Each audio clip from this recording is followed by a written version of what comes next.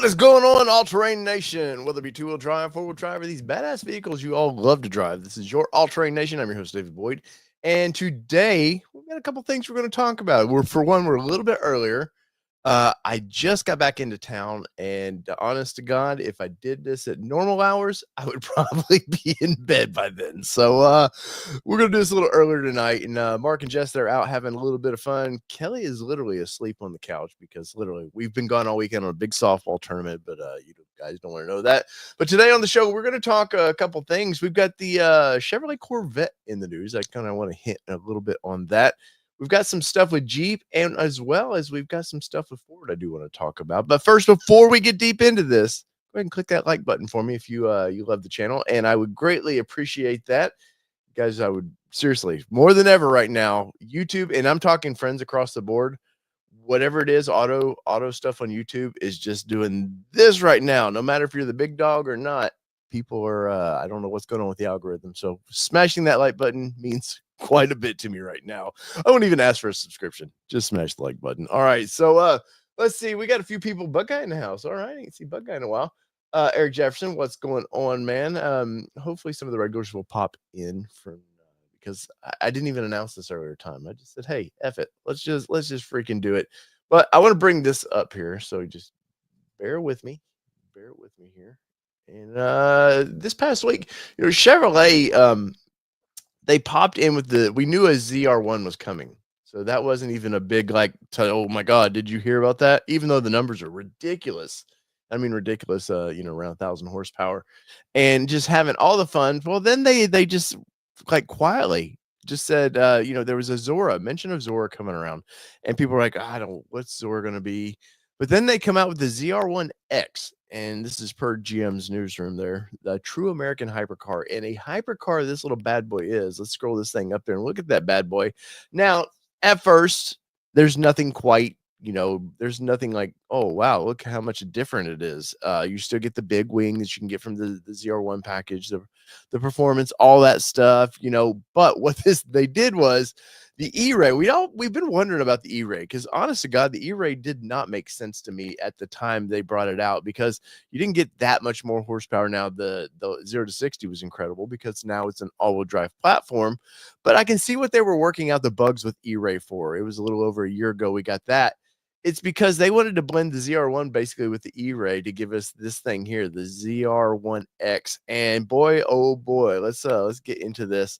But the numbers are incredible. So they've taken their LT twin turbo V8 with 1,064 horsepower. 1,064. I remember as a kid, 200 horsepower was a lot. Now we're into 1,064, and boosted it up with their 186 horsepower electric drive system.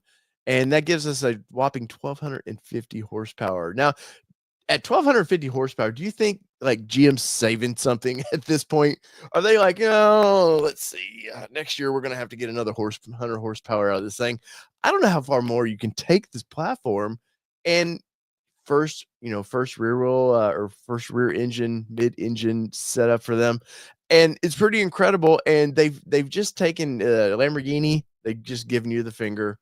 Ferrari, who for some reason, I know this has been based around the Ferrari, but they've sort of, I don't even see the Ferrari. I see more Lamborghini in their competition, but just gave them the finger, man. It's like, look, guys, you can do your 800 horsepower all you want.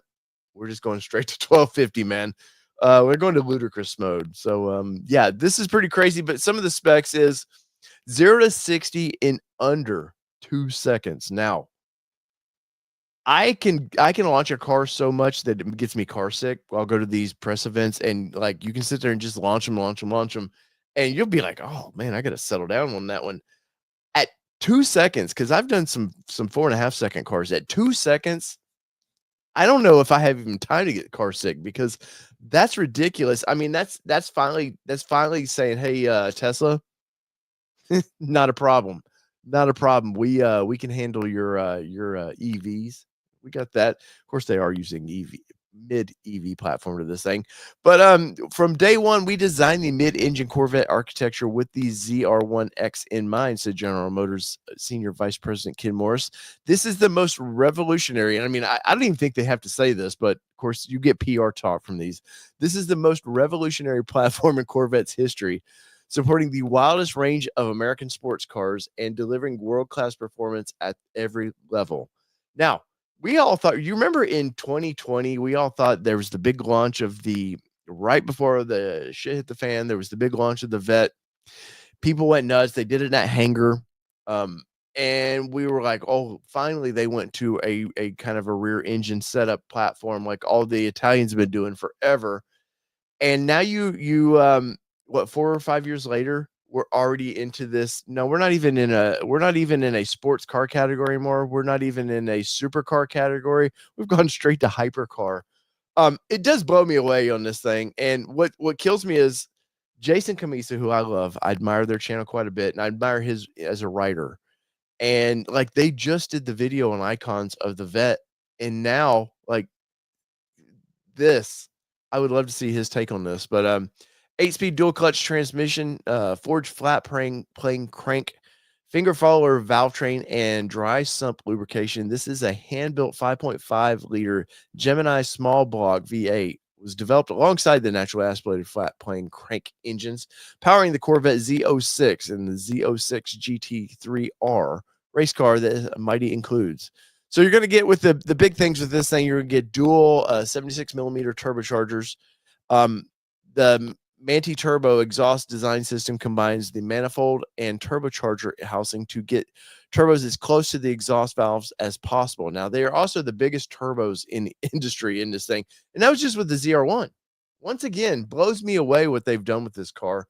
Where the ZR1 embodies the rear-wheel drive precedent set by the prior generations, Corvette team added all-wheel drive capabilities to take on performance. The ZR1X benefits from the foundation set by the 24 E-Ray, the first ever all-wheel drive Corvette, combining the high-voltage battery pack, electric motor drive system with the V8, and merges them together. We could go through this all day. For one, just a beautiful car. I've loved this car since I've seen it. I gotta be honest, though, I've got to have the crazy wing on it. I know this is the more performance 236 whatever miles per hour car it is. I need the crazy attitude if I'm going to have this car. But overall, guys, I'm curious where you're at with this. We're going to get to it, Zach. I promise you, Zachary. This thing is just nuts to me. And you know, whether you want, let's go over. I want to go to Chevrolet's website real quick. So just bear with me here. There we go. I'm curious. Let's go to vehicles. Let's go to sports cars performance. So $68,000 is Stingray still. Hell of a car. Hell of a car. Now, don't even ask what the ZR1X is going to be, because I have a feeling that's a 300,000 plus vehicle. I haven't heard numbers on it, and because I know I can't handle that payment, not even going to look it up. But you know, honest to God, you know, I bought the Mustang a couple years ago. I got a new GT, made almost 500 horsepower. Beautiful car, sounds great. Interior could use just a little bit, but it cost me around $60,000. Now you're stepping it up to this. And of course, the Mustang has rear seats, sorta. They're there. We'll say that. You don't want to sit back there. But why not just go straight to this for, you know, you can get $75,000. You can get a nice sports car if you're into that. And I was curious what the prices were on these things, but 495 horsepower in this thing. I will say, you know, the Mustang is close to that already, but you know, I love this 0 to 60 time in 2.9 seconds. 194 in just the Stingray platform. Pretty freaking cool. That is a little bit of I don't talk a lot of sports car in there, but that one got my attention because once again, it's just a bad mother effort. And I love when American horsepower gets together and you get the Lamborghinis and stuff. I'm a big fan of Lamborghini, don't get me wrong. But I love when we take on them and like, hey, we can do this, you know, the whole Ford versus Ferrari thing. But yeah, we can take on that. Oh man. First taste of bourbon today. I love it. Now, I want to pull up over on the website. Oh, a little gnat. Stupid little gnat flying around here. I don't know if you guys remember that. I had it a few years ago. But let's pull the website up here. I want to show you guys if our I don't know if you guys know, our website used to just be basically a placeholder. And now you go over to allterrainnation.com and there's all kinds of fun news on there. You can see all kinds of stuff we can talk about. The big one for me, though, that I want to talk about today on the website, if my website will actually load. There we go. It's this right here, the Jeep Wrangler. And because I did a video on this last week, maybe this week, where I talk about what's coming up for the Wrangler. So we're at 2018. It'll be 10 years old. Jeep always about every 10 years is what they get out of a platform, or the previous 2 generations, it seems like, every 10 years. And it's due for a refresh. And we did a year ago, we got that kind of interior refresh where they gave us a little bit bigger screen. Did a pretty good job with it. Brought safety features up to where they should be, that they long past overdue on some of the side curtain airbags and stuff. Then I think the only reason they really was pushed to that is your competition in the Ford Bronco is pushing them like, hey man, we're a safe vehicle, I guess for what they are. We'll say that. We'll put quotes in there. But so Jeep is due for a refresh. And I wrote a story over here on allterrainnation.com, and we go into the little bit of the history, and I compare it to the Bronco because they are very comparable. One's independent suspension, one's not. But Bronco took the removable roof that Jeep was doing, kind of copied it a little bit. I'm not gonna lie. They took and improved some things. The hard top itself, not so much. They could really be worked there.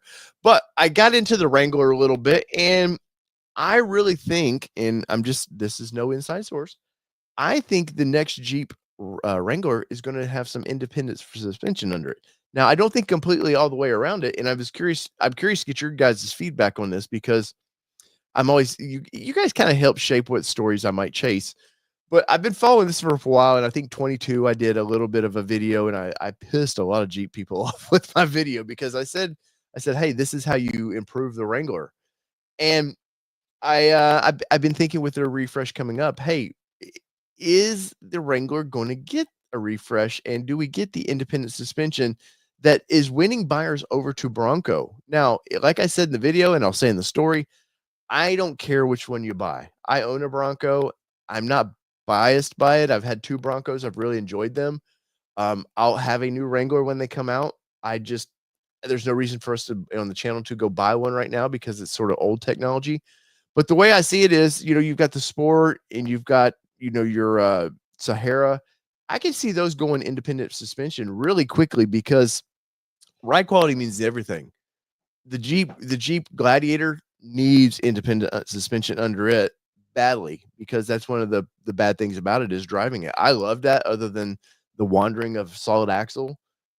There's give and take to that, definitely. If you look at the Rubicon platform on both of them, you're like, okay, that's the give and take of owning a Rubicon. Is it's not going to drive perfect on the road, but on the off-road it's going to be great. Or I think that when Ford brought the Bronco out, and Bronco purists were pissed off when they did this, because they wanted the Jeep. They wanted a solid axle platform, basically what it had used to been, and which was never going to happen because my cat is going crazy right now. It's never going to happen because safety, like, you want these things to drive nice, you want them to drive safe. And of course, Ford already dealt with some rollover issues in the early 2000s. I'm sure they don't want that kind of issue. And they want to say, hey, we're the better driving vehicle. And time after time, I can get in a Jeep, love it. My Gladiator I owned, loved it, man. But when you look at long trips, the wear and tear of mentally how it takes on you, the wandering, these things track so much better. I just see a point where Jeep has to give in and go, you know what? We're only doing the base stuff. And then, yes, if you want the hardcore, the Rubicon, the Mojave, stuff like that in the truck, you can have your solid axles. But I think they're going to have to see the writings on the wall that, yes, and purist, trust me, I put a Jeep axle under a Nissan Xterra I had. I solid axled my Xterra and loved it because I wanted that ridiculous articulation and flexing on the trails. But at the end of the day, I could never drive that thing on the road. So I'm always curious to what you guys think about this, and if you did read the story, that's another thing I'm curious about. But the pair right there, you can't top what they've done. I know Bronco would like to.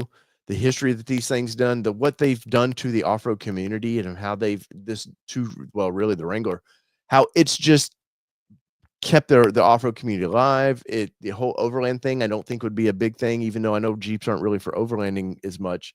Some like to do it.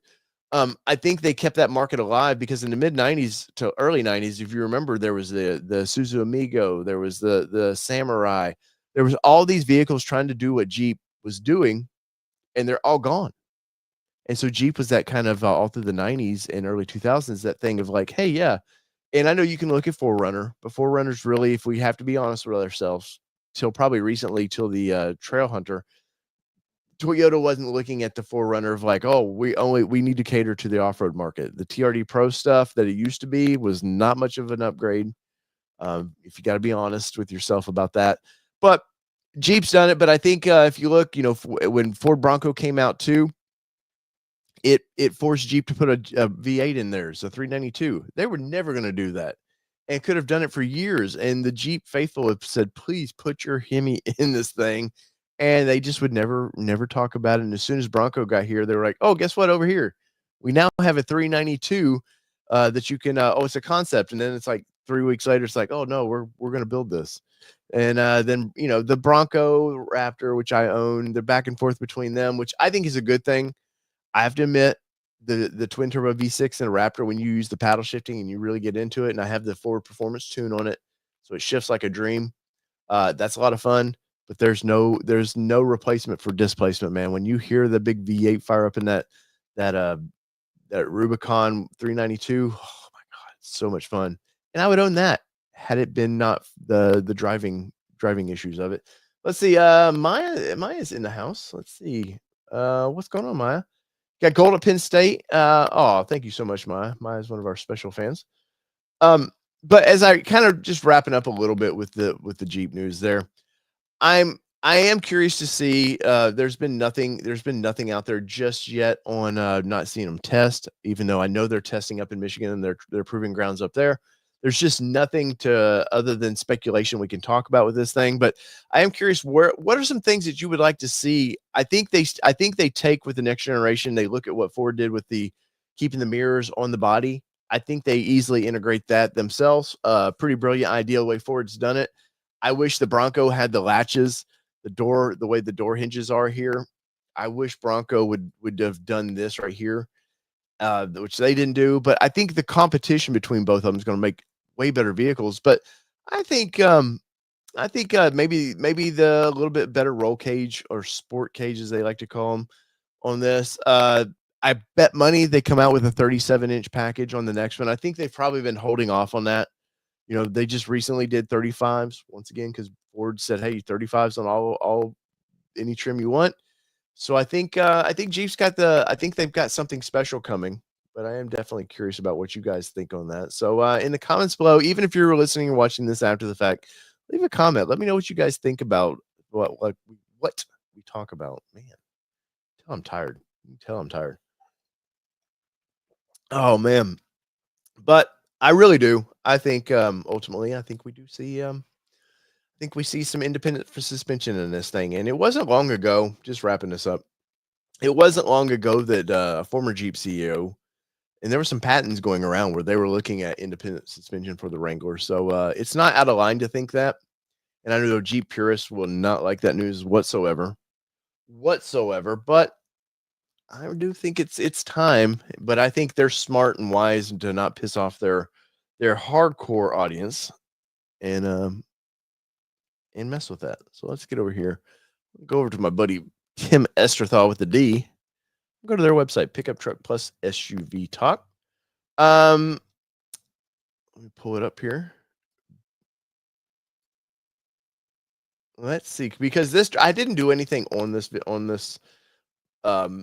because for one, there's better journals out there to cover this situation. But 2026 Ram truck warranty raises to 10 years, 100,000 miles. Now, it wasn't that long ago, Nissan with their Titan said, hey, when it launched, they did a 3-year, 36,000 mile, then quickly went to I believe it was a 5-year warranty. And now Ram's going to offer a 10-year warranty. And part of the breakdown of this was, I don't know if Tim's got it in here, but part of it is due to the terms of payments. The CEO of Ram was talking about they looked into how long do people actually own vehicles anymore? Because they look at the terms of payment. I think the average car payment, the terms for the Rams they were talking about were 7.5 years, if I remember right. Yeah, right there, taking out 7-year loans. And that doesn't sit right with Ram CEO Tim Kunkis. I butchered that name, but just bear with me. Which you look at that and you go, okay, that does make sense. They do look at, because for one, you're going to look at, they want good resale values on the vehicles, even though they don't, they're not making profit off that, but they want their vehicles to somewhat hold values. But when people take out 7-year loans for this, and you've got a 3-year warranty, I've got a 3-year warranty on my Bronco outside, and you do have to look at it and go, okay, that was a $93,000 purchase on my part. I'm stuck with that vehicle for a while because of Ford's screwing around with their prices. But most people 3 years, they're not. I know cars, I think the average is like 3.5 years they own them. But with trucks, you buy a truck because you're working that thing, man. And it is the family truckster now as well. People are buying nice trucks because they want to go out on the town with the family in it. Vehicles all across the board are getting so expensive. So I think the average price is over $50,000 now for consumers to buy a vehicle. That's you're looking to $700 to $1,200 a month payments probably easily with the interest rates the way they are. So yes, for them to take a look at this and go, hey, we might want to do better with our warranty. But there was one kicker to that thing that they didn't really want to talk about. And so the warranty is only for the original purchaser for the 10-year warranty, which is that's kind of interesting to me, because if I bought the Raptor last September, October, somewhere in there. If I sold it now, guess what? There's still some remaining warranty on it that goes with the next owner. So I thought that was a little strange. I know they're trying to get people that are sticking with their vehicles, and this does not go to fleet either. So fleet buyers don't get this deal. So it is a kind of it's a catch-22 of, hey, we're doing better, but are they? And I think Tim even did a story on this. Do you actually get this? But if you go, and I'll link this in the comments here. So if you want to read it after the fact, let's see. You can definitely read Tim and Jill's story over there. It's they always have good stuff over there at Pickup Truck Plus SUV Talk. But yeah, so where are you at with, I mean, do you guys think, I was happy that they're talking about V8s again. So that made me very happy that they're looking at that. But does the warranty for buyers, do you look at the warranty and go, okay, 10 years, even knowing that you probably won't have it for 5? Is that a concern to you? Now, remember, it's powertrain warranty, stuff like that. So not everything will be completely covered, but standing by your vehicle. And then how does Ford and Chevrolet react to this? Usually when Ford makes the move in pickup trucks, everybody else sort of makes a move. But now this is Ram trying to take the horns, as it were, and say, hey, we've got this. We'll take care of it. We'll lead the way with pickup trucks. And the last long-term vehicle I had of Ram was the Rebel. I loved it. And I would own that truck in a heartbeat, especially with the V8 it had in it. On the highway, I was getting 18 to 20s, not bad. And around town, 16 or so. But I love that vehicle, and the comfortable, the interiors are great. But one thing you have to worry about, there's always that, they break down. And I've had friends who've owned Ram, I don't hear about them really breaking down, but that is that. But you hear that with when people don't like Ford, fix or repair daily. We get it. Chevrolet's the same thing, but I'm curious what you guys think. Would this influence your purchasing? If you're looking at the big 3 for a pickup truck, would warranty sway you into wanting something that, hey, maybe that's what I need because of the better deal. So I am curious what you think. Michael Nice in the house, and Michael says, if Jeep does 37s, Does Ford go to 40s? Well, Michael, if you'd watched my video on the Bronco future updates a while back, might see 40s down the road. I teased it a little bit, but rumors I'm hearing about the next Bronco is Sasquatch will be 37s. So I can't say for a fact. It's just what I'd heard about the Bronco, some of the stuff I was hearing. And we were going to get a slightly detuned 3-liter in that instead of the 2.7. For some reason, the 2.7 Ford Ford, you can tell they're sort of shifting away from that with Bronco. That's why the 2-doors don't get them anymore. My local dealership has one of the new stop editions or strobe editions. Why did I say stop? But I meant to do a walk around of that thing, that the mess of a vehicle that thing is, but might do that down the road. Let's see. Zachary's got some things here. He's like, says if they ever release the Ram Chargers without warranty, it would. Okay. And I can see it being, as expensive as vehicles are, especially trucks. What trucks really, you're probably $70,000 plus now to get into a nice full size truck, which I know I have to say this in every video because it just seems like 2 years ago it was $50,000. I get that they're expensive, but if you look at what you're getting now, you can get 90K easily into a truck. And I'm not talking a RHO or something like that. You're just a normal pickup truck. I have to say the Ram, by far, the interiors are my favorite.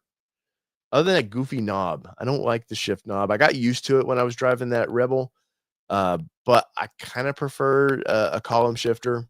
I don't in a full size truck. I don't know that I want the kind of shifter in the console. I kind of like that space to be open for all the junk me and Kelly are going to end up throwing in it. So I don't know. I'm back and forth with that, but yeah, I definitely could see that thing swaying some people, and good for them for taking it seriously. Ram and Stellantis as a whole is let me pull up their trucks. Maybe. Let's see. Ram. Every time I think of Mark, he does it every time. He'll go Ram. Let's pull up Ram trucks here real quick. Bring them to the spotlight. Let's see. I mean, man, that's a badass mother effer. Go on that. Let's see here. Not pro. Why am I going to Ram Professional? Why? I just want Ram trucks. Come on, internets. I don't even know that I've ever looked up Ram Professional. There we go. That's a little better. Good looking. I like the front ends of these things. It took me some time when they switched to Ram of not putting the logo up there, the actual Ram logo, and putting Ram up there. The naming up there is kind of took me a while, but I do like it. Tailgate, that first, it seemed like they had that massive Ram they were putting on the tailgate. They've kind of went down a little bit, so that's kind of nice. But let's look at I'm curious of their lineup right now. So there is the RHO, the 1500, the 2500s. Of course, we can get into the work trucks there. Let's just click 1500s real quick.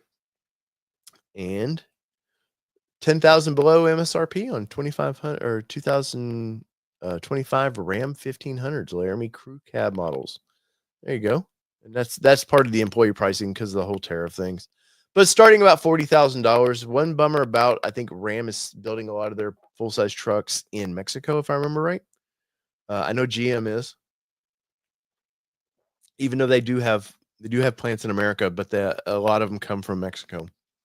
So we were curious how that would affect pricing. But yeah, got some deals going on there. Pickup trucks generally have some deals.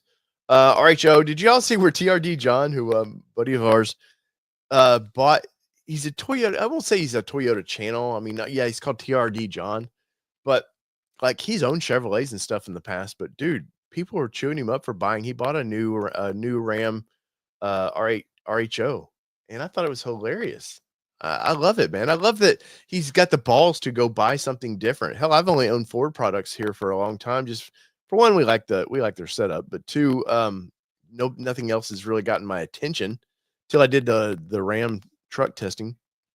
But I love the fact that dude's a big channel, willing to risk it and going, I want to go try the other brands. And he's had a lot of check engine lights on it, but good for him. Good for him. Let's see. Bug Guy's got something to say here. Would like to see longer warranties from all manufacturers, especially with the prices and complexity going up. That is, I mean, that's when I was a kid. I know I sound like an old man, get off my lawn, but 3-year or 5-year car payments were it.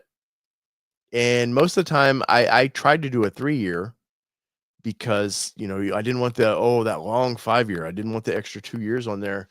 And the Raptor out back there, she's a 7-year car payment, man. And we do it for the channel to help keep payments low, knowing we're gonna get rid of them down, but we're never gonna keep it. But, yeah, you're definitely right on that, man. With prices and the complexity of purchasing these damn things, it's worse than buying a house now. My first house was $70,000. Now I've got a vehicle outside that I could, I guess, sleep in. Not the whole family comfortably, but, could sleep in it. But Ram does a good truck. I'm really back, and I love this. I love that logo, but I love the fact that when, they brought the CEO back, they quickly knew how you fixed Ram's problems. When sales, I think I reported that sales were down like 20% last quarter. That's that's for a model that's been refreshed recently. That's a big ooh. And we got to right that ship real quick. And good for them for doing that. So that's some Ram news there that I do want to talk about. If you guys ever, there's something you want me to cover, by the way, email me at allterrainnationmedia@gmail.com. You can get me on Instagram, allterrainnationmedia. Reach out to me, man, if there's something you want me to cover. I'm always curious where you guys' heads are at. So don't ever feel like you can't reach out to me or Kelly and say, hey, where are you guys at with this? Because if I don't know anything about it, I'm not going to lie to you. But I guess what I will do, I'm going to go dig into it and figure it out, because I'm not going to act like I'm one of those channels that know everything. I have my niche. Definitely off-road is a big part of my niche. But part of getting into this industry, covering this stuff, is I need to know a little bit of everything. But I only do that when you guys show interest. So there you go. Now I want to get back to the old website. Bring it back up here. For once, I'm very proud. Kelly built this website. I'm very proud of it.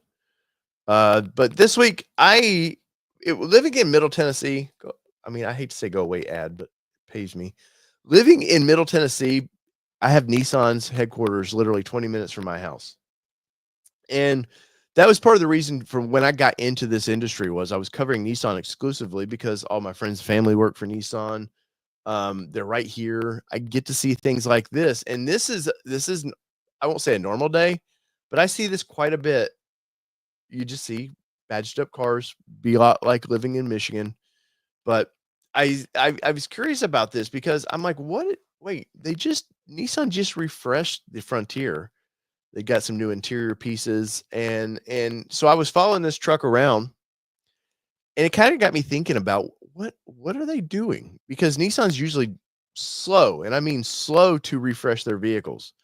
And since I thought last year when they put the new monitor in it, the kind of updated the dash ever so slightly, I thought, wow, they're really going for it for Nissan. And to see what I think is a Pro 4X, because when I examined the wheels, these shocks, these are definitely the Bilsteins they like to put under their Pro 4X as wheels, the all-terrain tires they had on it, led me to think, okay, this is a Pro 4X. And then I got looking at these little tags right here. These are Michigan off-road tags. So to go be on the off-road parks in Michigan, you have to pay your tax to do that. So this truck has been off-roading in Michigan at one of the parks. I don't know if it was out in the dunes or wherever they've been going. They've been testing something on this truck, and it got me thinking: is Nissan, since the Titan's gone, is Nissan willing to take a chance and go, okay, we know mid-sized trucks. Now we're not the leader in mid-sized trucks, but we sell quite a few of them. Are they going? Maybe we start pushing the boundaries a little more. Maybe we don't just play it safe with a sort of off-road trim, the SLs, which is we did a review on one a couple months ago. Nice truck, especially for daily driving, super nice truck. But do they have to we got Ranger Raptors out there now. We got TRD Pro, which is, like I said earlier, this one is more than what they normally are. They've put some Pro into this TRD. But maybe with that, and they got the ZR2, and then they got the Bison on top of that, and that makes the Nissan off-road trim just sort of look like maybe the Ford Ranger, just four-wheel drive that you can get a locker with. You can get an optional locker with the Ranger. Maybe that's forcing them into something a little bit more. Now, Usually when they do just like a tailgate refresh or something like that, they'll just badge those out. But this whole thing was badged out. And when as they do, when they see you start taking pictures of them, they try to get out of town a little bit. But I thought it was kind of curious. So I did a story on this here on All Terrain Nation where we talk a little bit about it. And of course, I broke the news. This was a photo I had, oh God, 19 somewhere there. I think I had this 18 somewhere. I had the photo of this as a potential Raptor-ish version of that truck that before they even I had this before they released this, that they looked like they were going to be serious about taking the sport truck scene on, which is very warrior like. I've since, I don't know what I've done with this photo, but I had a little bit bigger version of this photo. But this thing is it could have been fun for Nissan, and the brand needs something to put them on the map. They need a GTR like version of, not, that kind of power, but they need something that gets attention to the brand, because let's face it, the normal truck's a good looking truck, but by no means is it flashy. Hell, I mean, I think honestly, Ford could have done better with the new Ranger setup. We've seen it for a while, kind of old to me. I see them floating around town a little bit, but when you look at the rear of the truck of that Ranger, if you took the front grill off there and no one could see it from the rear back, you wouldn't know what model year it was. Was it a 19 or was it a 24? You'd have no clue because they look the same. But I would have liked to see Nissan really do this.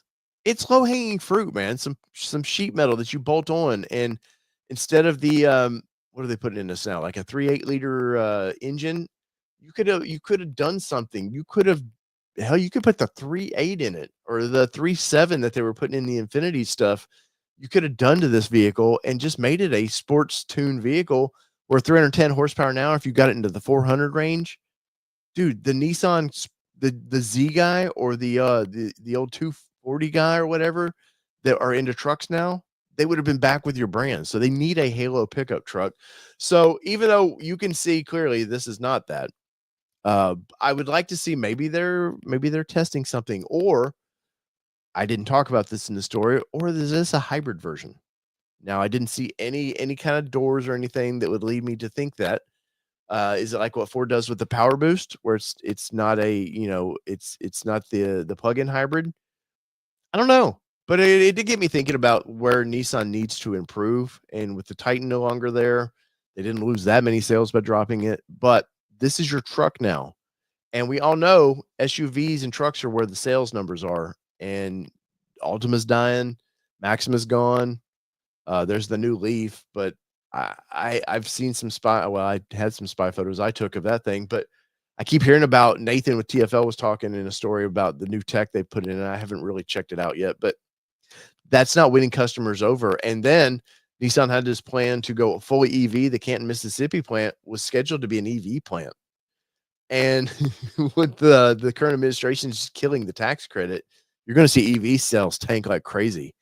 You're going to still have your Tesla people and your diehards, but you're not going to see those big volumes. I think you're going to see in 5 years, EV is just it's a 1% of what they do. Of course, California's going over there going, hey, we set these new rules. Anyways, maybe they're testing wraps.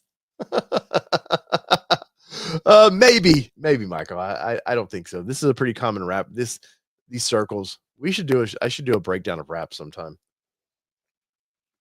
How they think they're hiding something. There is something right here. There's a little bulge of it right there. You can see the hard body. I don't even think they're doing that hard body version anymore. They might be, but Nissan needs something. Go over to allterrainnation.com, read that story. I would greatly appreciate that. Let's see here. Zachary says, could they put the V8 from the Titan in it? They still required to make them for parts. Yes. They so we've been doing, I was in the Nissan community, Zachary, for a long time. They were doing Titan swaps, fully suspension and engines for a long time. It can be done. Even the new engine can be done. I think Z1 has a kit for that now. I think Z1 off-road. But at the time, I think when they were putting that early generation Titan engines in, they were 315 horsepower. And you're like, the 3.8 in this thing is almost what, 310. You would need 400 horsepower to be fun. But yeah, no, they could do it. and have some balls about it, man. Say, hey, sure, we're a Japanese car company, but guess what? We know what the red-blooded Americans want, and you want V8 power? Well, we've got it for you. They could do it, but they won't. Nissan's the most between them and Honda, which is why they're need to merge together because they're the too conservative. Um, they need something badly, but no, they won't do it, sadly. What is up, Jack Evans? Jack Evans, who I just sent a package to. So hopefully he gets that this week. We let's see. Oh, meant to get to this. I'm sorry, 311 Devil Dog. How reliable was your was your Bronco Raptor? Well, I still have it for one thing. Had zero issues with it so far. Well, I take that back. I've got 2 issues with it, but they're not as far as drivetrain or anything. It's a hard top issue, and it's the typical airbag issue. The covers like to split early. They get hot and they split where the airbag would shoot out. They'll replace it, no problem. But those are the 2 issues I've had with it. Other than that, dude, I beat on that thing like crazy. I love that, and I was big for some of you guys are on the channel from the Ranger Raptor that I had, and I was big on that vehicle.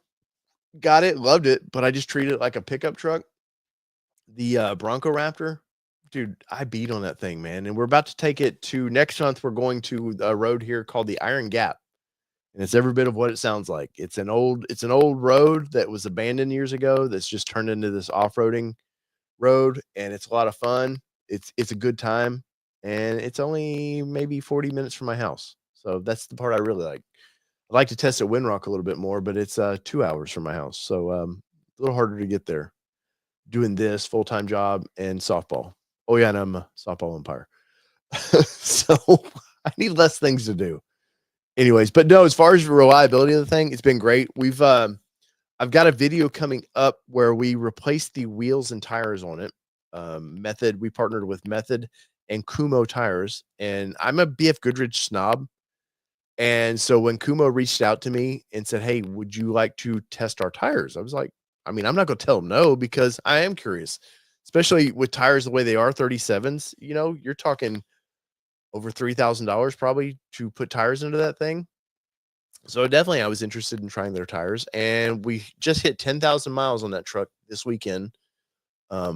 And we've probably put about 2,000 plus miles on the tires. So I want to get one off-road trip on them, and then I'm going to give my initial thoughts on those tires. But I can't say there's not negatives to it, but they're the MT71s from Kumo. Big aggressive lug tire. Really like it. Really like it a lot.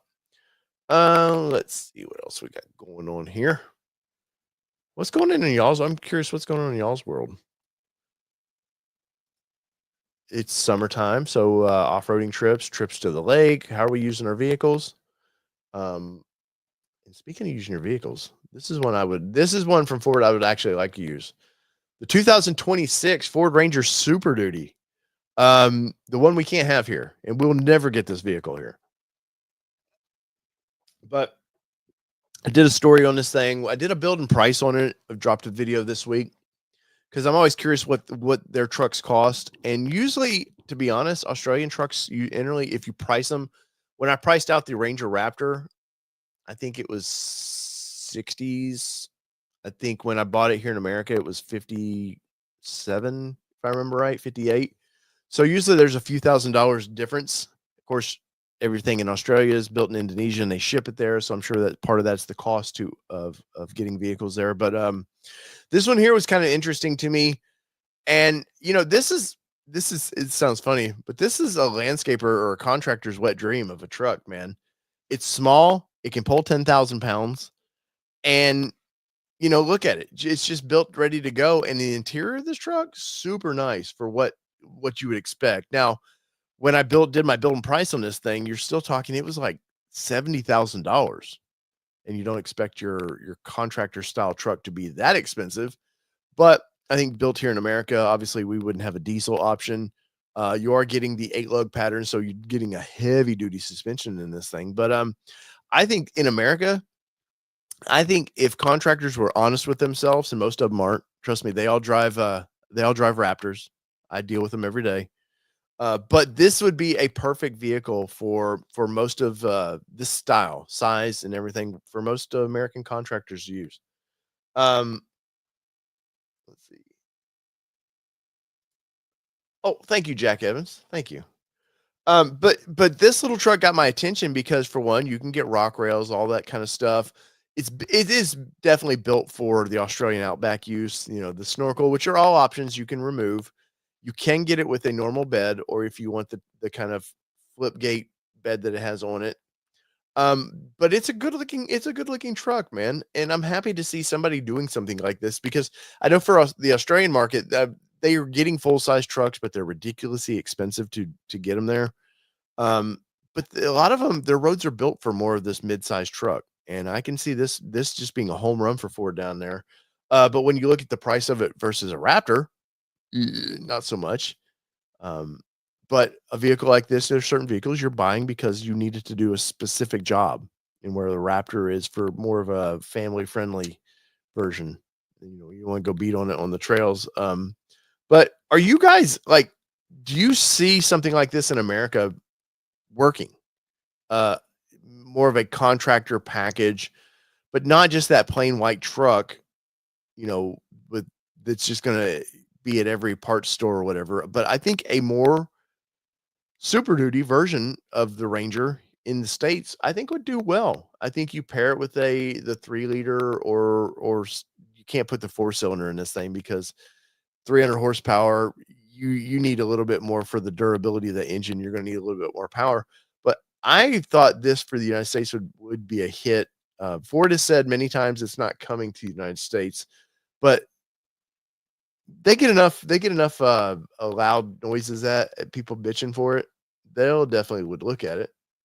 Let's see. Zachary says, "We'd love to see the Ranger Super Duty in the States. Sadly, I doubt it would happen. Not that it wouldn't work. It's just would steal from F-150 sales." Yes, that's the key to it all is what it would steal from.